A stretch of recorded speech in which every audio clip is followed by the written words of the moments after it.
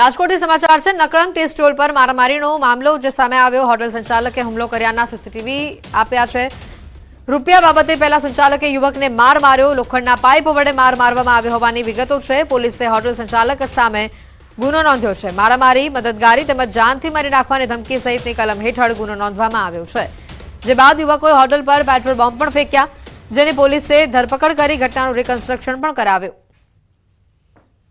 બે અલગ અલગ દ્રશ્યો બતાવી રહ્યા છે। પહેલા જે રીતે ધમકી આપવામાં આવી હતી, લોખંડી પાઇપ વડે માર મારવામાં આવ્યો હતો, તેની આ તસવીરો તેના સીસીટીવી સામે આવ્યા છે। અને તે બાદ તે શખ્સો ત્યાં આવ્યા, પેટ્રોલ બોમ્બ ફેંક્યો અને હુમલો કરવાનો અહીંયા જે પ્રયત્ન કર્યો। નકળંગ ટી સ્ટોલ પર મારામારીના આ બંને સીસીટીવી સામે આવ્યા છે।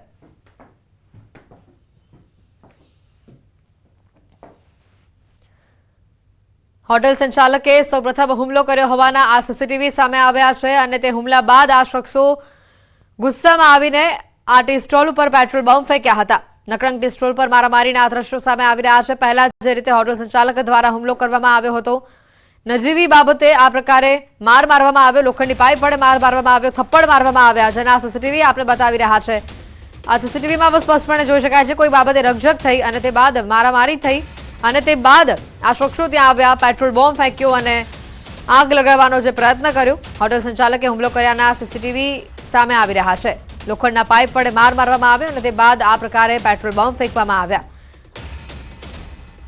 પોલીસ હાલ સમગ્ર મામલે વધુ કાર્યવાહી પણ કરી રહી છે। રાજકોટથી નકળંગ ટી સ્ટોલ પર જે મારામારીનો મામલો સામે આવ્યો હતો તેના સીસીટીવી સામે આવ્યા છે। સંચાલકે સૌપ્રથમ જે હુમલો કર્યો હતો તેના પણ સીસીટીવી સામે આવ્યા છે। હાલ સમગ્ર મામલે પોલીસ વધુ તપાસ હાથ ધરી રહી છે।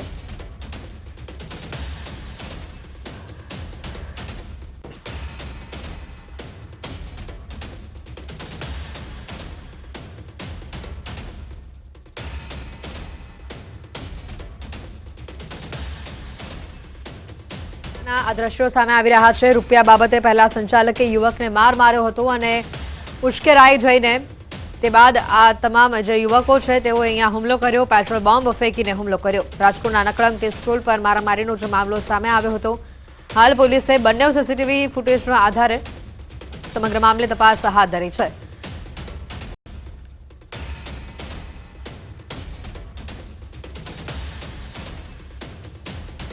हिमाचल प्रदेश धर्मशाला में पेराग्लाइडिंग समय अमदावाद युवती मौत थयुं होवानी घटना सामे आवी छे। धर्मशाला में इंद्रनाग साइट पर टेन्डम पेराग्लाइडिंग दरमियान क्रेश थता दुर्घटना सर्जाई और जेना कारणे युवती ऊंडी खीणमां पड़ी गई, जेना कारणे नारायणपुरामां रहती 19 वर्षीय युवतीनुं मौत थयुं छे। समग्र घटनानो वीडियो पण सामे आव्यो छे, जेमां जोई शकाय छे के युवती पेराग्लाइडिंग करता समय तेनो पग लपसे छे, जे बाद पायलट अने युवती नीचे खीणमां खाबके छे, जेमां युवतीनुं मौत थयुं छे।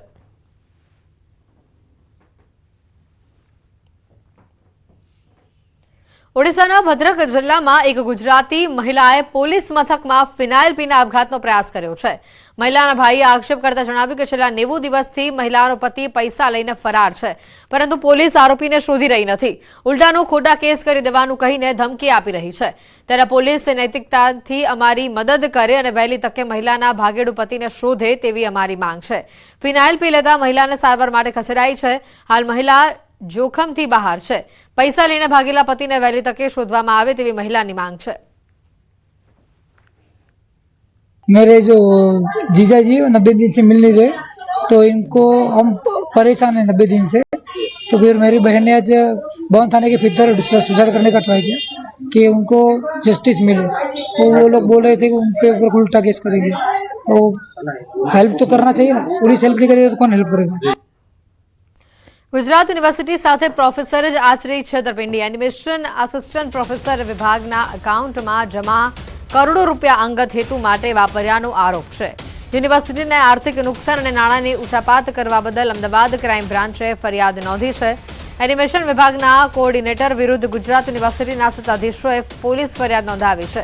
क्राइम ब्रांचे फरियादना आधारे एसोसिएट प्रोफेसर डॉक्टर कमलजीत लखतरियानी धरपकड़ करी छे। आरोपीए वर्ष 2021-23 सुधीमां एनिमेशन विभागना रूपिया 1.15 करोड़ आरोपी डॉक्टर कमलजीते पोताना ज અને પરિવારજનોના ખાતામાં ટ્રાન્સફર કરી નાખ્યા હતા। એનિમેશન કોર્સ ચલાવવા નોલેજ પાર્ટનરો સાથે એમઓયુના નાણાં જે સામે આવ્યા હતા એમાં નાણાં કરતાં વધુ નાણાં ચૂકવીને અંગત લાભ તેણે મેળવ્યો. ક્રાઇમ બ્રાન્ચે આરોપી ડોક્ટર કમલજીતની હાલ ધરપકડ કરી છે અને બાદ 22 જાન્યુઆરી સુધીના રિમાન્ડ મેળવી સમગ્ર મામલે વધુ પૂછપરછ પણ શરૂ કરાઈ છે. રાજકોટમાં પોન્ઝી સ્કીમ કૌભાંડ મામલે ભોગ બનનારા મુલતાની મોહસીને પોલીસ સ્ટેશનમાં અરજી કરી. સ્કીમમાં ક્રિપ્ટોકરન્સીમાં રોકાણ કરાવતા હોવાનો આરોપ તેમણે લગાવ્યો છે. સુરત ડીસીબી પોલીસ સ્ટેશનમાં ફરિયાદ નોંધાઈ છે. હાલ આ અરજીના આધારે તપાસ શરૂ કરવામાં આવી છે. કંપની બંધ કરીને આરોપી જે છે અહીંથી જતા રહ્યા છે. તો એમના આરોપીઓ વિરુદ્ધ સુરત શહેરમાં ડીસીબી પોલીસ સ્ટેશનમાં પણ ગુનો દાખલ થયેલો છે અને હાલમાં આ બાબતે તપાસ ચાલુ છે કે આ બાબતે નવો ગુનો દાખલ કરવાની જરૂર છે. ધાનેરાને બનાસકાંઠામાં રાખવાની માંગ સાથે છેડાયેલા આંદોલનમાં પૂર્વ ધારાસભ્ય મફતલાલ પુરોહિતનું વધુ એક નિવેદન હવે સામે આવ્યું. પૂર્વ ધારાસભ્ય મફતલાલ પુરોહિતે નામ લીધા વિના તત્કાલીન ભાજપના જિલ્લા પ્રમુખ કીર્તિસિંહ વાઘેલા પર નિશાન સાધ્યું અને કહ્યું કે મેં સંગઠનના એક મોટા પ્રમુખને ફોન કર્યો તો રીતસરના ધ્રુજતા હતા. મને ફોનમાં ખબર પડી કે મારે ફોન કટ કરી દેવો પડ્યો અને એ પણ બાપુ તો જરૂર પડે. ભારત માતાને પોતાના માથા આપી દીધેલા તમે એ સમાજના અને આવી રીતે ડરો છો તેવું પણ જણાવ્યું. વધુમાં કહ્યું કે આપણે યોગીજીના બટેંગે તો કટેંગેના સૂત્રને વળગી આગળ વધવાનું છે. 21મી જાન્યુઆરીએ જન આક્રોશ સભા યોજાશે. મેં ફોન કર્યો સંગઠનના મોટા પ્રમુખને, ધ્રુજે ફોન રિસર મને અનુભવ થાય. મેં કીધું તમને કઈ થાય ના જાય બંધ કરી અને કહેવાય બાપુ આવા ધર્મો બાપુ તો માથું કાપીને ફેંકી દે રે. જરૂર પડી છે ભારત માતાને તો માથા આપી દીધા એ સમાજના તમે અને તમે આવી રીતે ડરી ડરીને જીવો.